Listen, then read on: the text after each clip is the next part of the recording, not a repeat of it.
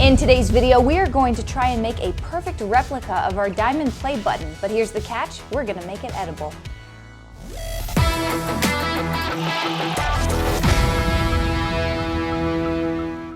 Guys, in the past you have seen us do some very weird things with our diamond play button mold, and today we're gonna try something a little bit different. Now, we have made filament molds, we have made candy molds, we have made an ice mold, and I wanna try and make a mold that looks as close to the real one as possible. And I'm gonna do that with cake.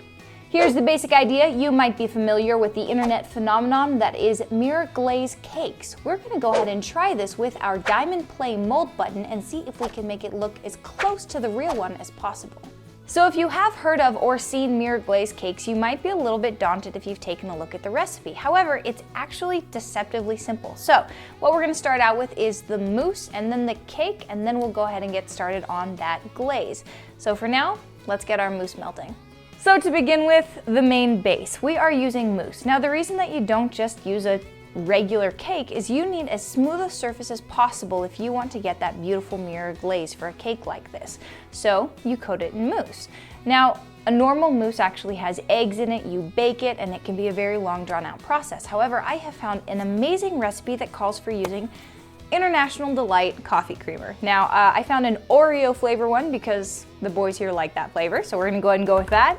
Gelatin and a heavy cream. It's pretty simple to make. Now I am gonna be beefing it up a little bit. I'm gonna be using more gelatin and more chocolate than the recipe normally calls for to make sure that it is very, very solid, very, very rich, but also is going to hold the structure and that beautiful geometrical pattern that we have in our diamond play button. We are gonna go ahead and start our chocolate and our creamer melting. We're gonna get our gelatin blooming, and then this is actually kind of a critical step. We're gonna make sure that our heavy cream and our bowl for whisking is as chilled as possible. This will actually help to make sure that the mousse forms correctly. So I'm gonna toss this in the freezer, this in the fridge, and the rest of it on the stove. Go ahead and use really, really cold water, as cold as you can get it. Stir in your gelatin and then let it sit and bloom while you're melting your chocolate. Yep, that's about what it's gonna do. Now, I wasn't sure if I wanted to use semi-sweet or dark chocolate, but given the fact that we're gonna have such a sweet creamer base, I'm gonna go ahead and stick with the dark chocolate today. Normally, this recipe would have almost equal parts cream and chocolate chips, so I'm gonna be using a cup of creamer and we're gonna be using 2 cups of chocolate chips. We don't need this really high. We don't even need this to get hot. We just need everything to sort of melt together, because before we can even mix in the other ingredients, we'll need this back down to room temperature. All right, so our chocolate hasn't fully finished melting in yet, but that's just fine. Again, we don't want this to get overheated, so I've already turned off the heat. I'm gonna remove it, and I'm gonna keep stirring it until it's fully melted, but I'm also gonna go ahead and get started on the cream. Some of the chocolate is still being incorporated in there. Yep, that's cold.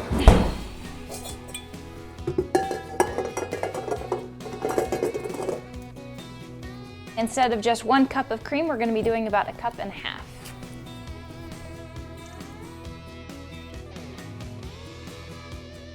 Well, let's do it. All right. Go ahead and whisk your cream until you get very, very heavy, stiff peaks, and then you should be good to go. All right, let's see.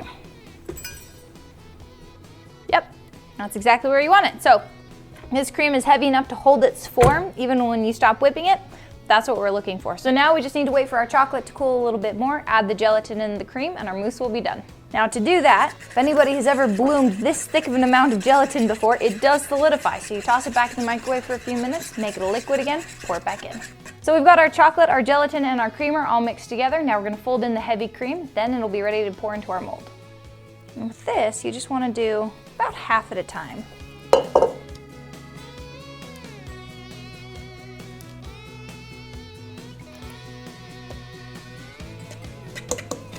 All right, now, just like if you've ever made a cake before and you need to make sure to tamp out as many bubbles as you can, we're gonna tap this before we even pour it into the mold to make sure we can get all of those bubbles to rise to the surface, because we don't want them in the mold. We need that as smooth as possible. Make sure your mold is clean and dry. Silicone molds usually work best for this, which is thankfully what we have. Let's go ahead and pour the first layer. So here's my goal. I'm gonna pour a very thin layer of mousse. I'm gonna let that super chill. I have a piece of cake that's actually been freezing in our freezer with everything else. I'm gonna try and cut that to the right size of the diamond play mold itself, put that in, and then pour the rest of the mousse over it. All right. It's a very simple way to make sure that we cut this to the right size. And the good news is, we have a lot of examples.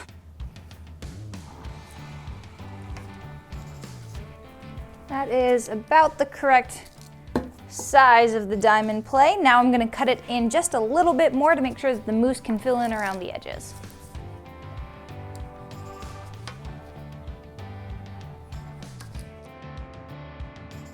All right, and then height-wise, I think we're actually pretty close. I'll probably cut off just a little bit here off of the top just to make sure that it's not too high up out of the mousse, but if it is, it's probably not gonna be that big of a problem. I'm more concerned about it being too small than being too big here. All right, let's take a look. All right, definitely shorter, definitely smaller. Let's see if we can get that into our mold. Perfect.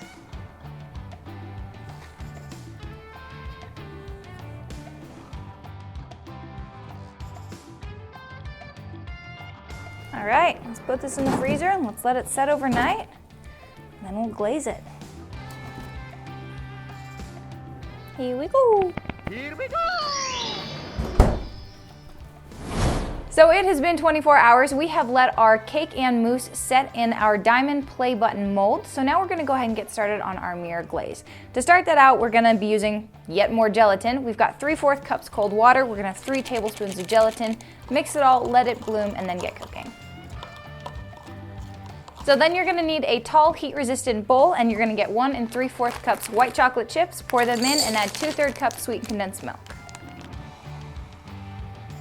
Now, even though we're using sweetened condensed milk and white chocolate, when you pour on a glaze and you don't add any white food coloring, surprisingly enough, it's actually very, very transparent. So something else that we're going to be adding is titanium dioxide. Now, what a lot of people don't know is most titanium that is used in the world is actually turned white and is used for coloring things. So it's completely edible. This is food grade. It's even pure organic. So we're going to be adding about a tablespoon of this to our mix to help make sure it's very opaque. So now we're going to go ahead and leave this in the heat-resistant container. We're going to simmer some water, some sugar, and some corn syrup on the stove, and then we'll combine it all together. So for the stove, you're going to be using 200 milliliters of water, 200 milliliters of corn syrup, and then your sugar. Now, 200 milliliters basically equals out to about 4/5 of a cup, but if you have one of these really nice measuring cups for the kitchen, it'll actually show you where the milliliters are.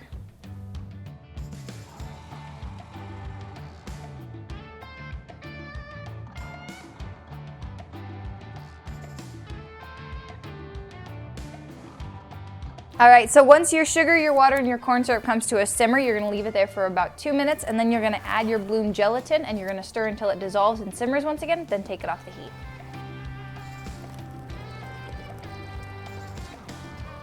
All right, we're gonna let that sit for just a couple of minutes, and then we're gonna stir.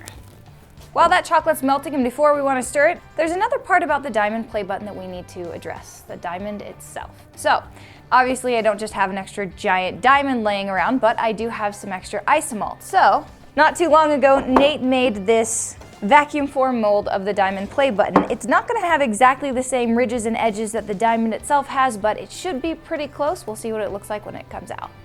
Possibly one candy diamond play button coming right up. All right, so one really important thing to note about making any sort of mirror glaze for any dessert is that you don't want to use a regular blender because that's going to put bubbles into your mix. So you want to use an immersion blender, which goes down into the liquid itself and blends from the bottom up. So hopefully this has been sitting long enough that our chocolate's melted. Let's see if we can get a nice smooth consistency. So that's the consistency that we want. That is exactly how white we want it. We're gonna let it cool down to about 95 degrees Fahrenheit, and then we're gonna add in our silver. So now we're gonna go ahead and mix in the colors, see if we can get a nice silver shine. Usually you use like half a teaspoon. I'm just gonna start with half a container. Yep, seems right. All right, so we've got a very shiny bowl of mirror glaze. And we have a frozen mousse cake. Let's see how it turned out. Well, it's already coming out, so that's a good sign.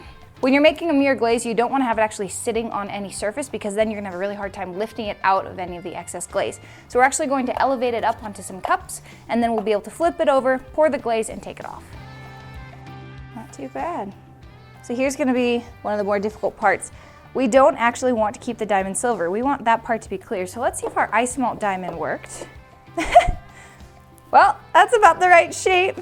We did lose some detail, but we do have an ice malt diamond play.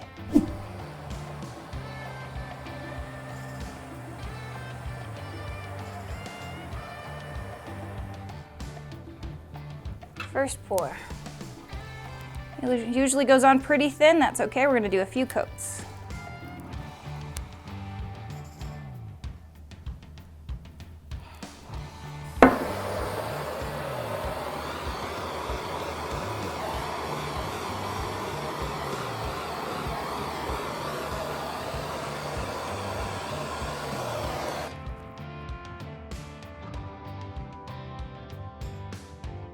So the mirror glaze didn't set quite as hard as I want it to, so I'm going to toss it in the freezer for a few minutes so we can pull it out and make it a little bit more shiny and kind of fill in these sides a little bit too.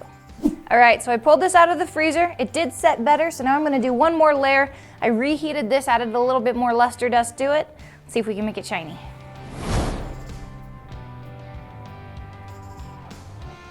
I'll let that settle. So you can see that we've actually put the luster dust into the glaze itself. Unfortunately, there was just so much glaze and not enough dust. Normally when you're using this sort of dust, you're putting it in big chunks and then it swirls throughout the glaze. Trying to make a solid mirror glaze, not sure that's gonna happen. So we're gonna try something else.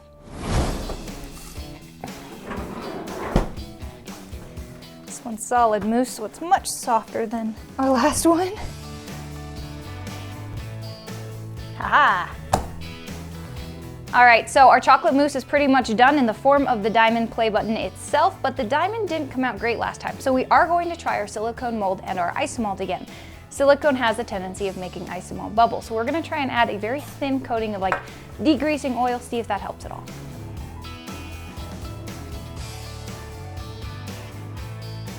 There are a few bubbles that are starting to form there, but a lot less than usual. We're just not gonna breathe and we're just gonna hope. Perfect.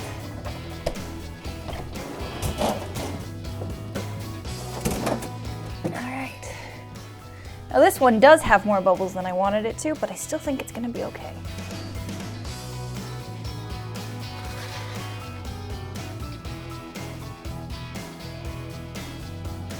Here's the plan for round two. I've got an airbrusher and I have got edible silver sheen. We're gonna see if we can make this work.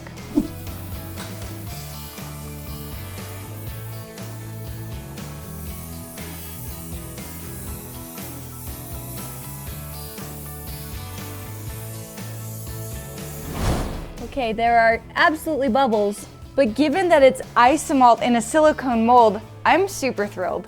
We're gonna separate it a little bit. Now, because this is a food grade and not a permanent spray paint, I'm gonna go ahead and just spray the back of it now while it's still in the silicone, and I can wipe the silicone out after. So it's not entirely flawless, but to be honest, this is basically what our diamond play button looked like right before we put it in the foundry. I turned our diamond play button into food. I see that. I see you have a sword. What? Who would do that? I slaved away, like at least 10 minutes of my life was spent on this. You're gonna cut it with a sword. But it's for eating, right? Yes. Go, go, go. Really? I don't trust my aim. This is a solid mousse diamond play button. Wow, that mousse cuts really clean. Thank you. Yeah, most of the time you cut the surface of a cake and it gets all messed up. That's like slice. So now, you'll just have to tell me, how does our diamond play button taste? Very rich. Yeah, no, I don't think I would want to eat a whole button. And then the whole ice malt diamond, which was decent, worked better than we've ever had an ice malt in a silicone mold turn out before, but then we did hit it with the blowtorch, so now you see that discoloration with the silver. So, if you do need to try and pour ice malt into a silicone mold, a very thin layer of cooking oil will work. It's not gonna be perfect, but it's gonna be a lot better than what you would get otherwise. It's on your nose. Yeah. Got a little bit of something on your... I don't judge your, yeah, you got it. Hey guys, we have a bunch of new stuff in our shop, including kits that you can build. Click down there if you want to see them, and we'll talk to you in the next one. See you then.